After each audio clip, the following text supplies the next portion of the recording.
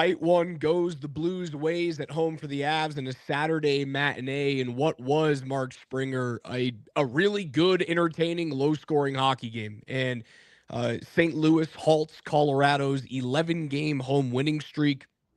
They extend their own overall winning streak from 8 games to 9 games. They get their 87th point of the season, and don't look now, but the St. Louis Blues are tied in points with the Minnesota Wild. They're tied for the first wild card spot as we welcome you guys into Between the Pipes. We're going to do a quick one for you guys today. If you can hear, my voice is a little froggy, throat's a little sore. I've been fighting something all weekend. I don't know what it is. So I'm going to try and speak without it cracking out. Spring, but we'll start with the title of the show today. The Avs get Binnington'd. And for those of you who didn't watch the 2019 version of the St. Louis Blues, this is what Jordan Binnington looked like. He looked like one of the top 3 to 5 goaltenders on the face of the planet, and on any given night could stop 40 of 41 and backstop the Blues to a win. And that's what happened this afternoon. I thought the Avs played a good hockey game. I thought St. Louis played a good hockey game. But the difference is St. Louis gets either the luck of the bounce, the luck of the missed net, the luck of the paddle of the stick. Jordan Binnington's playing his best hockey since 2019, and it shows. Well, I think now since the Four Nations, he's 10-2. His numbers are great. It's funny. This is a battle of, the winning goaltender for Team Canada in the Four Nations and the goalie that was playing the best Canadian goalie, leading into the Four Nations. And maybe as we head to the Olympics next year, certainly as fans are saying, hey, look, Binnington was good.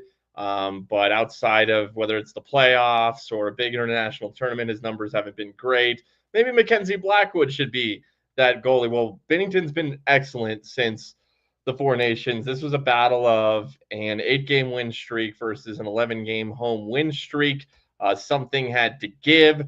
I really did think that the Avs were the perfect team. It's set up very nicely for the Avs to be the team to end that Blues winning streak. But look, shout out to St. Louis. I thought, man, how good did the Avs look against the LA Kings? That's maybe the best they've looked all season. They did not play like that. They did not play as well as they did against LA. But I tell you what, St. Louis is a better team than the Los Angeles Kings. St. Louis has more potential. Now, I don't think St. Louis is going to win a cup. I do not think that this is 2019 all over again, but I do think St. Louis, that might have been the clincher for that. I mean, when it's all said and done, that might be the win that really sealed their ticket into the playoffs this year. And they're going to be a dangerous matchup for either Winnipeg or Vegas. Man, I sure do hope it is Winnipeg. Right now, the Minnesota Wild are trailing the New Jersey Devils 2-1. New Jersey played last night in Winnipeg and got smacked around. Although they started Jake Allen last night, they're starting Jacob Markstrom tonight. I think New Jersey waved the white flag last night and said, okay, let's punt on the Jets. Let's take our chances against the Wild. So that's more good news for the Blues. They very well might end tonight, tied with Minnesota at 87 points, though Minnesota has a couple games in hand on St. Louis. But yeah, look, the St. Louis is better than the Los Angeles Kings. I think the LA Kings are a little bit of a fake team that has just somehow played very well at home this year. They'll host the Leafs tonight. Interested to see how that goes. Darcy Kemper will start for the Kings tonight. And we will see the Avs and the Blues part 4. St. Louis leads the season series 2-1. And just 1 week from today in St. Louis, the Avs will get another crack at this Blues team. So yeah, not the best Avs performance. Raj, I thought they played fine, man. I thought they played well. I didn't like the decision, though, to move Nichushkin down to line 2 and Lehkonen up to line 1. To me, it made the top line small. I complained about that when they created a small third line recently. Fine, that's your third line. I'll agree with you on that. Too small. When you go McKinnon, Lehkonen, Drouin, it's just too small. And St. Louis, you can play that way against some teams. Certain teams, you can play that top line with Lecky, Drouin, and McKinnon all together and just play the pace game. St. Louis isn't that team. Not the way that they play under Jim Montgomery. They hit everything that moves. They are Yeah, honestly, I think they play a lot like Los Angeles does, with maybe a little bit more pace through the neutral zone, but less finishing skill than LA does have around the net. They hit everything.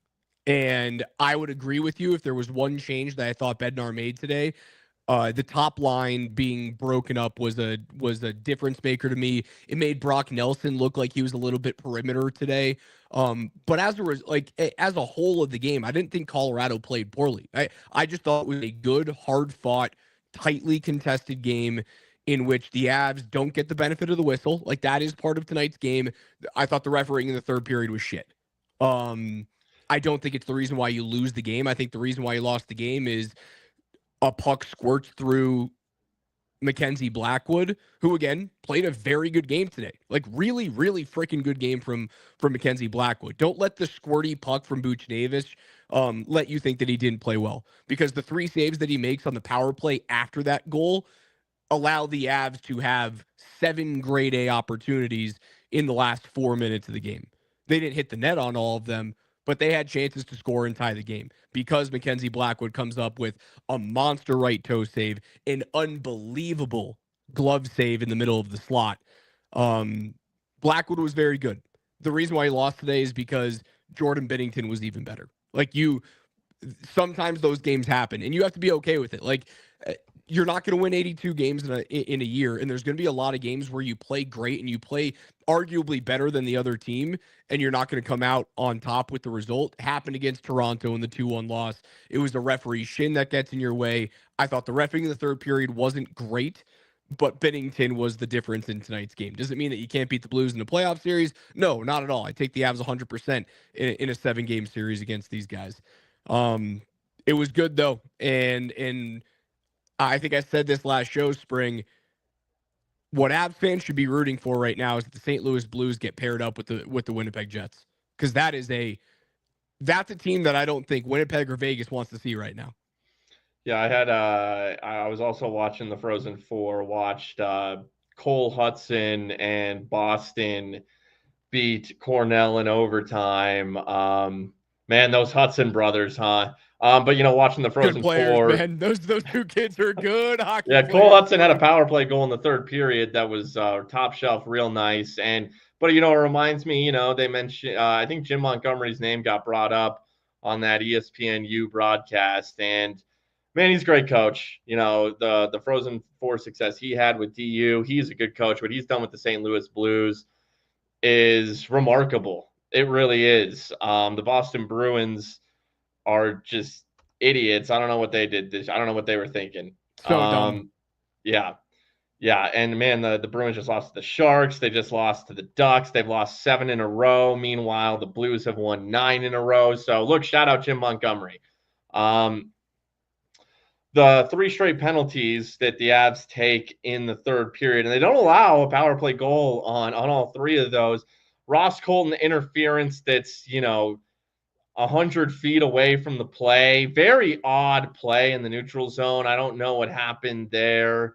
He got hit behind the Blues net by Sundqvist, and Colton gives him a shot in the neutral zone. I was listening to Moj and Riker and Lyles, and they were complaining that that play does happen a lot, where guys, like, when you're going off the bench or to the bench, you'll give like a cross check to a guy and it doesn't get called. At that point in the game, I got to be honest, I don't love Ross doing that. Just go to the bench. Just go. You got pasted behind the net. You unfortunately have to deal with it. No, you don't want to. You got to swallow it. You got to swallow your pride. You don't want to put your team on the kill in a 1-1 game in the third period. Against a team that's hungry, against a team that's playing very well. And you're. We'll get to the Avs seating here in a second. Then Nathan MacKinnon gets called for tripping on Radek Faksa. I don't think this was a trip, but when you get the stick between the legs, and man, maybe you could call diving embellishment there on Faksa, but when he goes down, if the player goes down and the stick's between the legs, they're going to call it. They're going to call it. I don't think it was a trip on MacKinnon. Faksa tripped himself because Faksa's trying to bury that puck between his legs, right? That's the only way that he thought he could get a scoring chance off on Blackwood, was go between his own legs with the puck. McKinnon's stick is on the outside of Fax's legs, not on the inside of it, but they're so close together. The play is happening in a split second. Um, it's when you look at it with a 4K camera in slow mo, you go, how the hell could you have missed that? Um, in real time, I don't, I can't really fault the referee.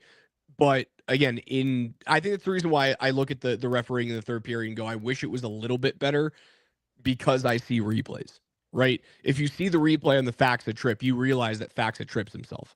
But in real time, I can't guarantee that a referee is going to make that call. Yeah, it's just you see the state. I mean, maybe not between the legs, but in the area of the legs, and he goes down. It's just optics. It sucks. It sucks. It's not the correct call, but that's just what can happen. And it's a credit to the Blues for being aggressive, and getting net front, and getting a look with the defense behind you, and it can look penalty esque, even if it's not. And then the Malinsky high stick on Zach Bolduc. It is what it is. Look, Zach Bolduc, he scored the power play goal in the first period. Great sauce pass by Robert Thomas, who starting to live up to that contract. And now with inflation and the cap going up, maybe becomes a little bit of a bargain for St. Louis. And Bolduc leads all rookies in scoring since the start of February. So, it's not just Dylan Holloway, it's Bolduc. Yeah, scrappy little team. But the Avs, they don't allow a power play goal. In that sequence, that's like 15 minutes, in which they were on the kill for 6 of it, and it takes away offensive opportunities. It takes Yeah, away chances to score. You're spending the bulk of the period on the kill. You can't attack offensively like you want to in that third period. yeah, it essentially takes away a third of the third period on the kill. And if you give the Avs, let's even just call it an extra 5 minutes of 5-on-5 hockey, with all of those grade A chances that happened at the end of the last 5 minutes rather of the third period, if you give the Avs another 5 minutes, you think they bury? Like there's a really good chance that they do. They were snapping the pucks around. They were missing nets. Maybe there was an overpass. Binnington makes the play of the game is Binnington throwing his paddle on the cross ice pass from McKinnon, because that's in the back of the net. Makar misses short side. You've got a couple opportunities that don't get through. The redirect from Jonathan Drouin off of the great snap pass from McKinnon that doesn't go into a wide open net. It just goes directly into Binnington's 5-hole, and he covers it up under a minute to go. If you give him another 5 minutes of 5-on-5, I think there's a good chance they tie the game up. So being on the kill in the third period does hurt you. What doesn't hurt you is this.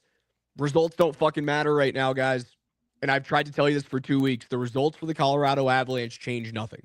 You have been and you will be traveling to Dallas for the first round of the playoffs. I've said it for 2 weeks. Nothing has changed as of today. Nothing changes because you lose to the Blues 2-1. You are going to Dallas in the first round. It's happening. Yeah, and Results don't matter.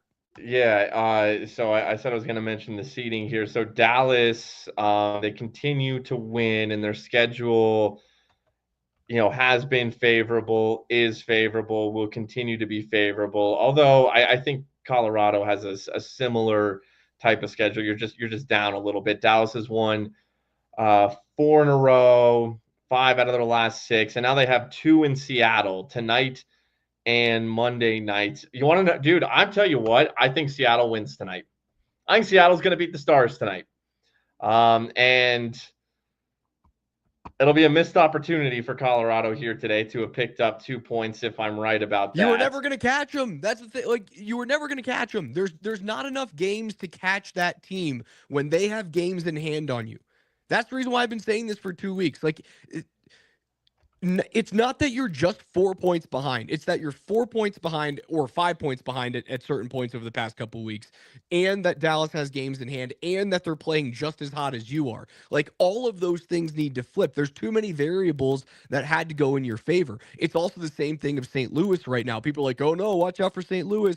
Gonna catch the Avs. There's not enough games remaining, guys. Like, the Avs would have to lose 7 of 10, essentially, for St. Louis to catch them, because St. Louis isn't going to win their final 10 games of the season. They're hot right now, but they're not going to win every game. They're going to lose a couple on the way in. There's too many things happening. It's not could St. Louis be the wild card one? Without a doubt. Are they going to be Central 3? No. Is Colorado going to be Central 2? Absolutely not.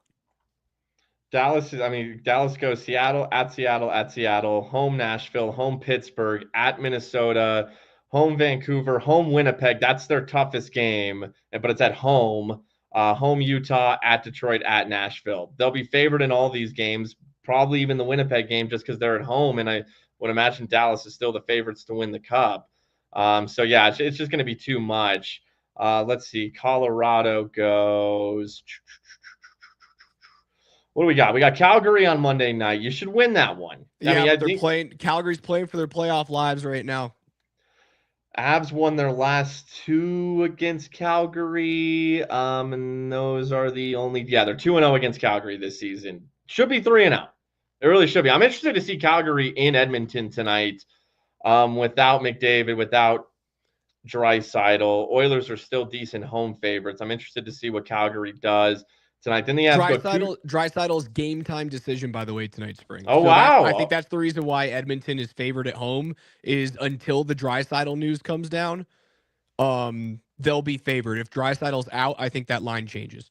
Okay, that would make sense. Wow, he's back a little sooner than anticipated. To Chicago on Wednesday night for the Avs. That'll be a TNT game. At Columbus is interesting on Thursday. Man, Columbus just won a wild one last night, 7-6 in a shootout over the Canucks. In St. Louis, home Vegas, home Vancouver, at LA, at Anaheim. Avs have a tougher schedule than the Stars do. Yeah. Also with the Stars, Mikko Rantanen. Okay, both these are accidental. You know, the knee to Stuart Skinner. And then the other night against the Flames, he loses an edge and tears Connor Jarry's knee. And does this dude have a history of knee injuries as well? Connor Jarry? Yeah. I'm not sure. Dude, he was in a lot of pain. Is it actually torn? I don't know. Let me look at an update here. When he went down, dude, Connor Jarry looked like his knee was in tatters. That guy was in writhing pain. Okay, they're saying he's week to week, thankfully, because you hate to see that. He might not. The Flames broadcasters were they said something that made me think maybe he did have a history of knee injuries. But either way, I mean, something's wrong with Mikko Rantanen. He never really did dumb shit stuff like that. And it's not on purpose. It's just slipping on banana peels, not paying attention. Just like he's not in his right mind right now. You don't see a skater like that just fall and nearly tear a dude's ACL. And then a night or two before concuss Stuart Skinner because he's, and I don't think it's on purpose by Mikko, but know where you are. That knee should not go into Stuart Skinner's head either way. I don't know. Took the puck now that's just bad luck. It's just Mikko's in a way, the puck to the face that gave him a chipmunk cheek. It's just ever since the trade, he himself has just been in a bad way, from lack of offensive production, from goals and assists, to eating pucks to the face and slipping and falling and hurting other players. My goodness gracious, it screams of a guy who is mentally distracted right now. He does seem like he's not himself. I wonder. It's such an enigma who he is now. It is such an enigma what player that is.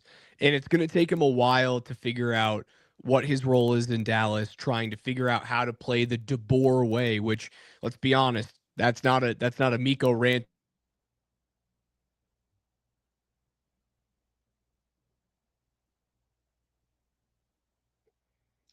Did we lose Raj? There we go. Raj is back.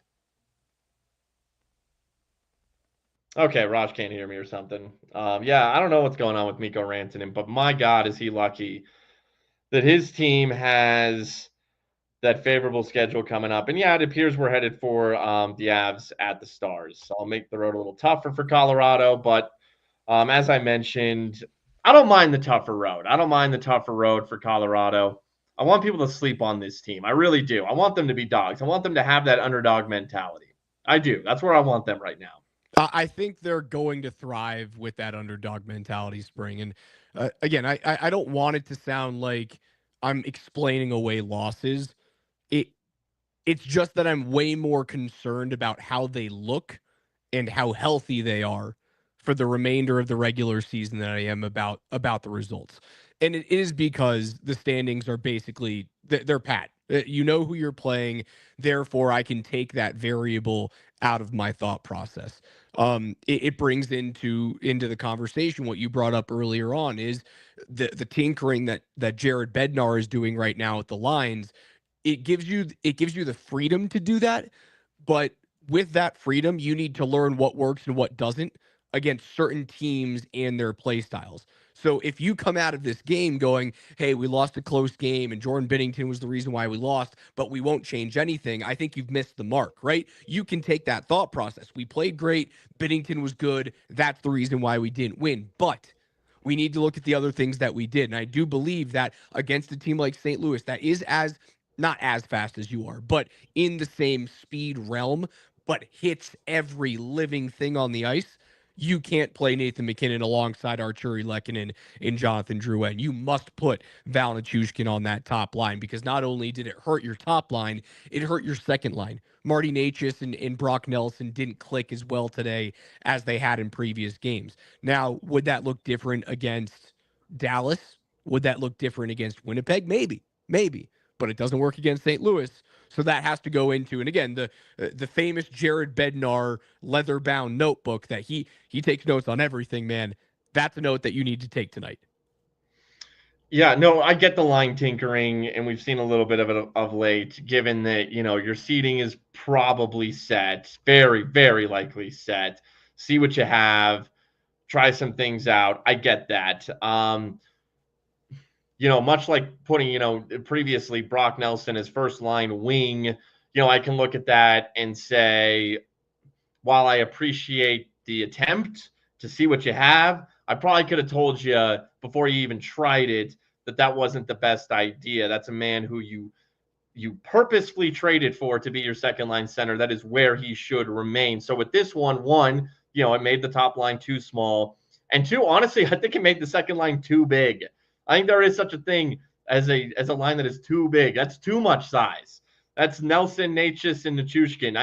I think having a Drouin or previously it had been Lehkonen, having a Lehkonen down there, is a different dynamic to two larger players. Drouin playing with McKinnon and Nichushkin is a different dynamic. I think that those were the lines. I thought they found it, and there should be no surprise as to why it finally clicked and it looked so good against the LA Kings. And while it was good tonight, they only had one goal to show for it. These changes came pretty early on into the game. I don't think it was as poppy as it was 2 nights ago against the Kings. So maybe Jared Bednar thought, okay, let's try to boost some momentum. Let's change some things up. And also just to see what I have. But maybe you sacrifice a little something. Had you stuck with the original lines that worked so well in LA, maybe you get that second goal. I don't know. But for the sake of trying things, knowing that it is what it's going to be, I can live with it. Yeah, especially because the attrition of the playoffs. God forbid someone goes out with injury or other. You need to know what you're working with. You need to know that these guys have at least played a little bit together, and either it works or it doesn't. Those are things that you got to be willing to take as a fan right now. Is it's not going to ruin the way that team's playing because the team played well today. You just didn't get the result. If the tinkering gets them off track enough to be like, oh, they're limping into the playoffs and they don't look good and they can't score and they don't look like they're in sync, then that becomes an issue. But I don't think we're nearly there yet. Like I don't even think we've stepped foot into that ballpark. They're red hot. They just won 11 straight at home. right now you have the freedom to throw shit at the board and see if it sticks. Another thing we need to talk about, Spring. The Art Ross Trophy race seemed like it was locked up like 2 weeks ago, and Nikita Kucherov has now leapfrogged Nathan MacKinnon for first in scoring. Well, it helps that, Patrick Waugh's Islanders are mid, and Nikita Kucherov was able to eat today with a goal and 3 assists. And, he gets an empty net assist for the cherry on top for his uh, third assist of the game. So, yeah, look, MacKinnon gets a goal. He keeps his home point streak alive. I don't give a damn about home point streaks, though. Remember, that was a big topic last year, came to an end near the end of the season. And, those point streaks mean nothing to me. I want you to win in the playoffs. And on a similar note, okay, if Kucherov wins the Art Ross, so be it. So be it. I have Um, a thought process here, Spring. So Kucherov's got 11 points in his last 3 games. He has mhm. 3 goals and 8 assists in those 3 games. A 6-1 win against Pittsburgh, an 8-0 win against Utah, and then now what was the final against the Islanders tonight? 5-3. 5-3. Okay, so big time goals for Tampa. They're playing very well. They're chasing first in the Atlantic right now. Um, I have a big brain theory here. If Nikita Kucherov wins the Art Ross, I think it almost guarantees that Nathan MacKinnon wins the MVP. Well, they Because, like to spread out the award right, giving, much like how we saw Lamar Jackson get first team All Pro, right. but Josh Allen win MVP in the NFL. I think there's a very good chance that if Kucherov comes out and wins Art Ross, but then the Avs, continue to stay hot. Let's say, what do they have? 8 games remaining right now. Let's say they win 6 of their last 8, or they go 5-2-1 in their last 8, and they hold on to the 3 seed. They look good. MacKinnon doesn't go off, but he keeps pace. He loses the Art Ross by like 1 or 2 points. I think he wins the MVP because he loses the Art Ross. If he wins the Art Ross, I think there's a greater chance that Connor Hellebuck gets the opportunity to swoop in and take the MVP. Yeah, this isn't the type of year where anyone's going to like sweep awards or win multiple awards. They like to spread it out. When you attend that award show, it's a whole event nowadays. They like to spread it out. So Kucherov can get his award and MacKinnon can get his award. I wonder if Draisaitl coming back tonight, because, man, I thought maybe he was going to be out the rest of the regular season. Now, I was looking at an update today, and they thought, maybe in the next week or so he could be back. I'm a little surprised that he could be back as soon as tonight. So I'm curious to see if I can find updated odds on the Hart right now. And it's big that Nathan MacKinnon scored today. It really is. Yeah, so the most recent update was 2 hours ago on NHL.com. Okay, I got some right here too. Okay, Chris Knobloch says still has to check with the staff. He was on the ice to see if he was able to play, and I'll confirm with our medical staff to see if he's cleared. But I think there is a good chance that he's playing. That was from head coach Chris Knobloch. Okay. So I got Hellebuck minus 140, Draisaitl plus 250, MacKinnon plus 550. It's because So MacKinnon's cooled off, man. Nate isn't scoring as of late. If you look at his logs, man, it's a lot of 1-point efforts, a couple of 0-point efforts in there. He's cooled off significantly after that huge like 5-point effort that he had. Well, and because Draisaitl's back sooner than expected. But look, okay, so MacKinnon hasn't had a ton of multi-point, fill up the stat sheet nights of late. Yet the Avs were on an 11-game home win streak. We're like, what, 12-0-1 or something? That one. Kelly Sutherland scores. The shootout loss in Minnesota. But okay, MacKinnon wasn't filling up the stat sheet, but they're winning games and lines 1 through 4, D pairs 1, 2, and 3 were producing.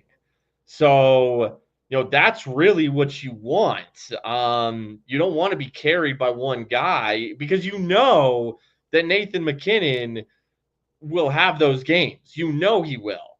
What's more encouraging is the production top to bottom. That is far more encouraging. So again, I will sacrifice a Hart. This is a team. Winning a Stanley Cup is a team endeavor. And right now, the reason that they were 12 1-1, I think 12 1-1, and had the 11-game home win streak was because the team was playing very well, and that Nathan McKinnon will have those games again. He's going to get hot again. Yeah, I would hope that he does. Hopefully It'd in the be, playoffs, that's when I want him to get hot. I mean, it would be an amazing occurrence to see him have this type of year and get shut out completely of awards. Like it would be Sure. nuts to see him just carrying the Avs, and it's a narrative based award, right? So as you mentioned, lines 1 through 4 are rolling, and the Avs are winning despite Nathan McKinnon not putting up like huge points. Again, not putting up the Kucherov numbers that we've seen over the last 3 games, 11 points in 3 games. Part of that narrative is, well, he's not as valuable to them now as he was earlier. But look at where the Avs are because Nathan McKinnon dragged them throughout the fight, dragged them through using 47 hockey players this year, as injured as they were, as unavailable as they were, as discombobulated, as horrible in net as they were for half the season. Nate kept them afloat for that long. So that's the narrative that I think that writers might use to give him the MVP this year. I think would be a travesty is if we get to Vegas at the end of the season and Nate goes home with nothing because Kucherov comes in and he wins the Art Ross and they give Hellebuck or Draisaitl the MVP and Nate is left at the altar holding nothing. I think it would be a mistake. Now, it's a lot easier to swallow if he walks away with Conn Smythe. Oh, for sure. Yeah, Then, no. then, I'll then you take don't Conn give Smythe. 2 fucks about what happens at the NHL awards. I wasn't even going to say Conn Smythe, but you're damn right. In fact, they already have. I just was looking at him. Everyone's like crazy big underdog to win Conn Smythe right now. I think McDavid, I glanced at it, was the favorite to win Conn Smythe at like plus 1,500 because, there's so many variables that go along with winning the picking who's going to win the Conn Smythe. In fact, there are 2 co-favorites to win the Conn Smythe right now. Who is? McDavid and McKinnon. Both are plus 800, plus 1,500. Oh wow, double the because it's hard. You gotta get there. You gotta get to the Cup final, and then you've got to win the award. It's essentially a parlay. You have to pick the right player and the right team. Exactly. So yeah, I mean, I wasn't even gonna say Conn Smythe, but you're right. That I'll take that, and I'll just take a ring. I'll take a ring. I think the individual awards are overrated. The Hart and the Norris and the Vezina, those to me are the 3. But I would still rather get the ring. A Conn Smythe as well would be good. And yes, today was my birthday. I thought Happy birthday, Mark Springer. Thank you. I thought for sure that the Avs would win on my birthday. My team, Raj and I are both Colorado natives. The Avs are our team. I thought there's no way that the energy of this universe would have my team, our team, lose on my birthday. Sons of bitches. I thought there was no way. But I will be completely honest, okay? Those inconsiderate pricks. The only reason I truly cared / wanted the Avs to win this game, and no, it was not to see Blues fans or a specific Blues fan sad today. It was not that. It was the pipe dream that the Avs could catch Dallas. I don't know. I just saw this. I've been trying to kill that dream for you for the better part of This is it. Now the dream is over. But here's the good news, okay? Like I said, the Avs are in St. Louis next Saturday. And that one, short of catching the Stars and that dream, having been alive and it's now dead. I'd rather win the one in St. Louis next Saturday, go into their building closer to the playoffs, rip their hearts out a little bit. And hey, maybe St. Louis is fighting still. Maybe Vancouver gets a little hot again. Calgary gets back in that thing. I do think it will be Minnesota and St. Louis, though.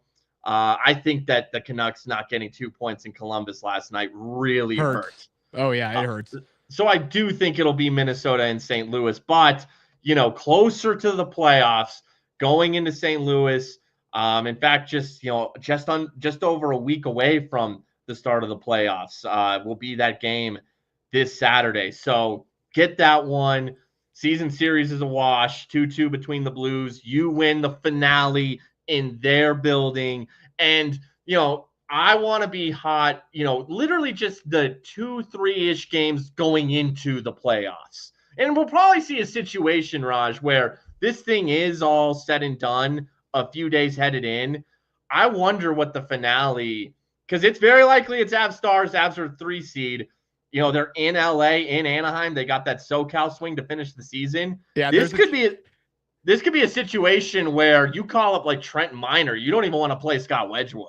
there's a chance that those two games are so worthless to the point where like you have 6 guys that don't make the trip, or you have 6 guys that make the trip and instead of their hockey bags they have their golf bags with them. Like that's Yeah. how worthless those 2 games could be. Yeah, go enjoy the nice SoCal weather. Go to Disneyland. The only issue is spring. The Avs' final regular season game is Sunday, April 13, and the playoffs don't start until the 19th. Like that is 6 days off is a lot of days off.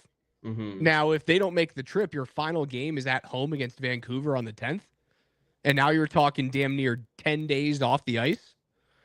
That's part of the equation. That's interesting. But look, even if you play, if your thought process is we don't want to have 9, 10 days off, so we'll play guys in SoCal, even if it doesn't really matter, it's still 6 days off. Yeah. That's still a long layoff either way. Yeah. What's the difference between 6 and 10 at that point?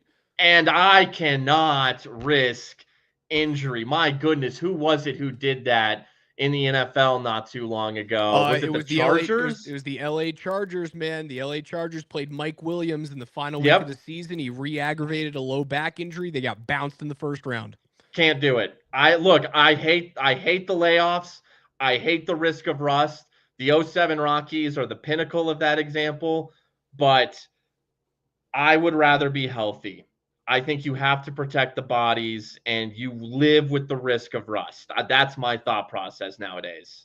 We will be back on these airwaves Monday night as the Avs welcome in old fan favorite Nazem Kadri and his Calgary Flames, who are clinging to their playoff lives. Calgary, if Calgary loses tonight, man, that might be the season. They need wins, and they need wins right now. That'll happen Monday evening, 6:30 p.m. puck drop, 6 p.m. pregame show on Altitude Sports Radio 92.5. Make sure you guys listen during the morning sprint on Monday from 10 to noon, because Coach Sanford and I are giving away 4 pairs of Avs tickets as we'll be broadcasting live in the penalty box during morning skate for the Avs and the Calgary Flames. We're going to talk to Chris McFarland, Avs GM. I'm going to see if we can't grab Gabriel Landeskog, because I'm assuming he's going to be on the ice because he has been as of late. But 4 pairs of Avs tickets between 10 a.m. and noon on Monday. Spring, the happiest of birthdays to you. What are you doing tonight? You celebrating in any way, in any special way? No, nothing big. Tomorrow I'll be going snowboarding. So tonight I will wallow in my own sorrow and drown in my own tears after the Avalanche lose. There's no better way to celebrate a birthday than wallowing in one's own tears. Look, I'm taking one for the team tonight, everybody. For spring, I'm Raj. Thank you guys so much. Enjoy the rest of your Saturday night. Have fun. Enjoy the shit weather tomorrow in Denver. I apologize for that. But we'll talk to you guys on Monday. Spring's out. Happy birthday, buddy.